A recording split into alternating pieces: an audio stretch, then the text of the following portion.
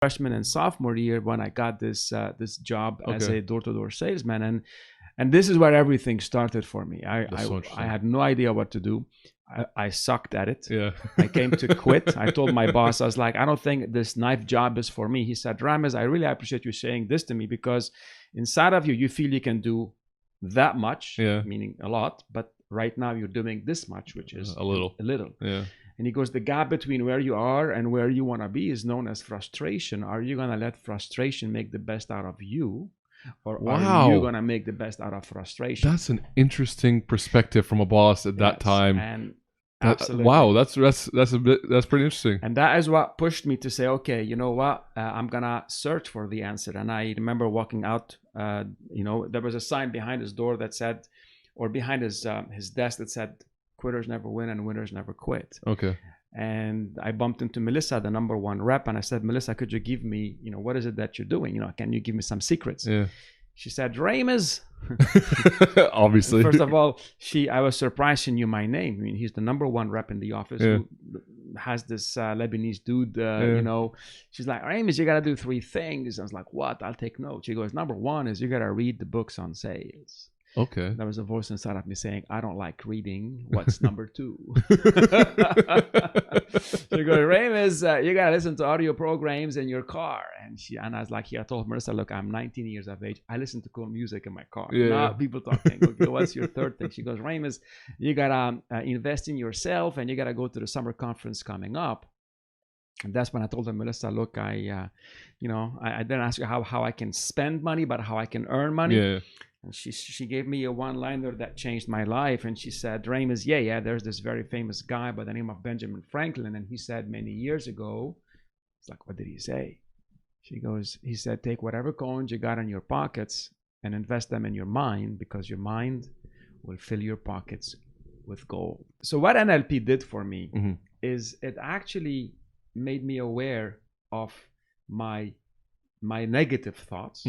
It made me aware of fears that were, the concept of fear is false expectation appearing real. So the acronym fear, false expectations. I didn't know that. That's good. And a lot of time we make fear bigger than our goals. Okay. We, as individuals, I also teach at the university. I teach at Hult International Business School. That's good school. Yeah, I teach students leadership.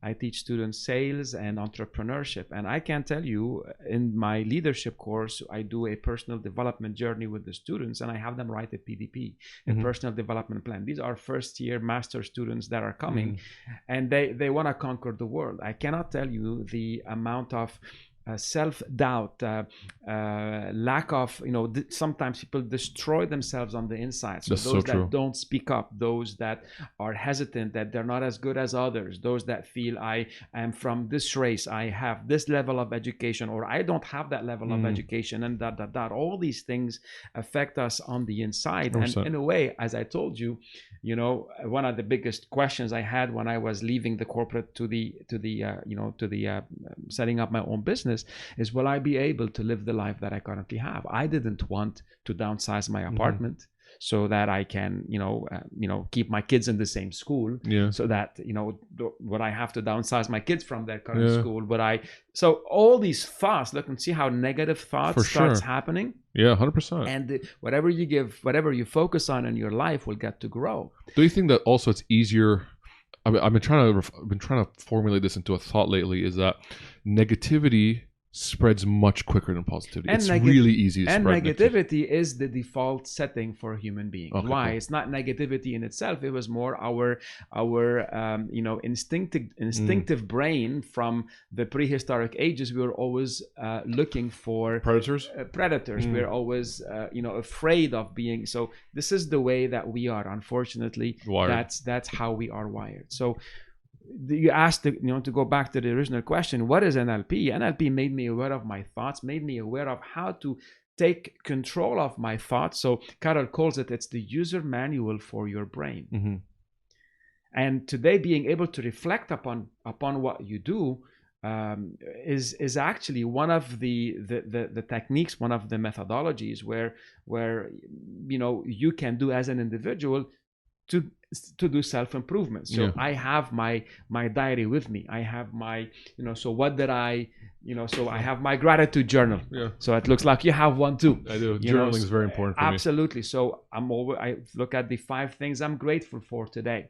And this is the last thing I do before going to bed. Why? Okay. Because it actually makes me focus. The concept of the missing tile syndrome. No, I don't. So if we are sitting in your office in here and there are tiles on the roof, Yeah. if one of the tiles is missing and you're looking at the roof, which one you look at? The missing tile. Absolutely. So this is Is people. that kind of the focus on negativity kind of thing? Absolutely. Okay. We focus on what we don't have. We focus on the lack. Yeah. So when I basically got the concept of writing the things that I'm thankful for, that I'm, so the concept of gratitude, it goes way back. And I tell you, if it wasn't for my gratitude journal, I don't know if I'll be here today, because That's so interesting.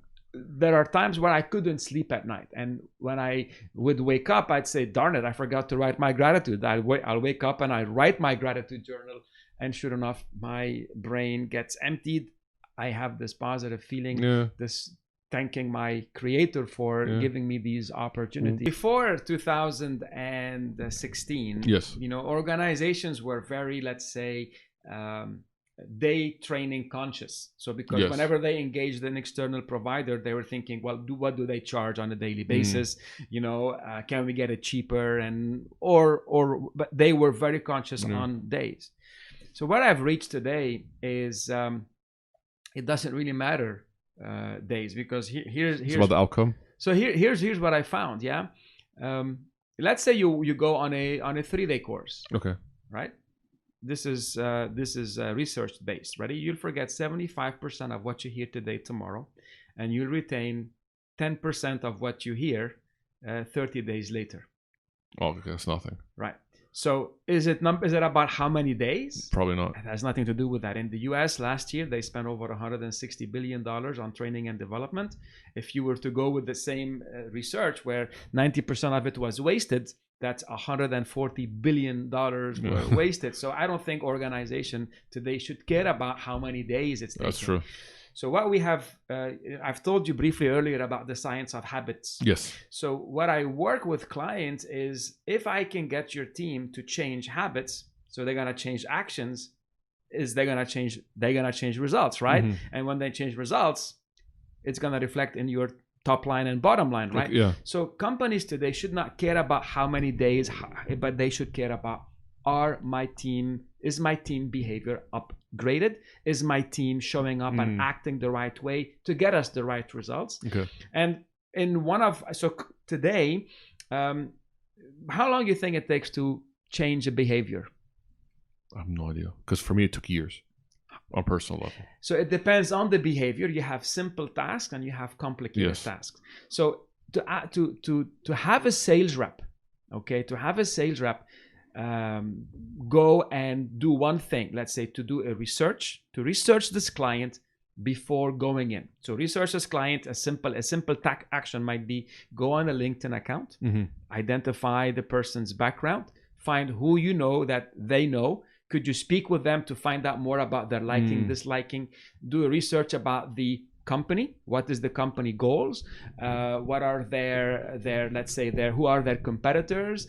How do they differentiate? So that you can then start thinking of what am I gonna go do with this client in front of? So this simple task is not easy. No, sure, it's not. It's simple to look at someone's LinkedIn account. So what I found, or what we have found through our work, because we've built something called the Sales Coach app.